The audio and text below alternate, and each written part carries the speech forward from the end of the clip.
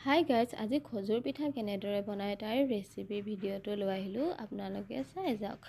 এয়া দুটা ডিম এনেদৰে ভাঙি ল'ব। ভাঙি লৈ এনেদৰে বল এটাত দি দিব। দি মেলি এনেকৈ 10 চামুচ চেনি দি দিব।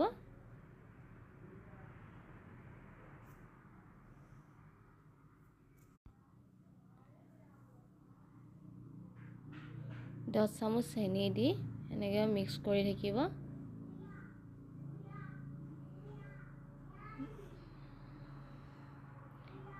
এতিয়া এয়া বেকিং সৰু চামুচে দিছোঁ, এচামুচ আধা। এনেকৈ দি মেলি আকৌ মিক্স কৰি থাকিব। মই কেনেদৰে মিক্স কৰিছোঁ দেখিছে আপোনালোকে, যাতে চেনিখিনি মিলি যায়। তাৰপৰা অলপ ৰিফাইন দি দিব। ৰিফাইন দি আকৌ মিক্স কৰি থাকিব। মিক্স কৰি অলপ অলপকৈ ময়দা দি দিব।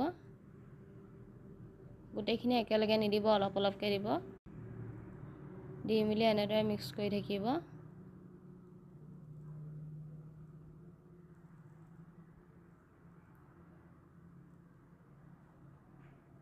তাৰপৰা হাতেৰে এনেদৰে খচি পেলাব। তাৰপৰা এনেকৈ হাতেৰে খচি পেলাব।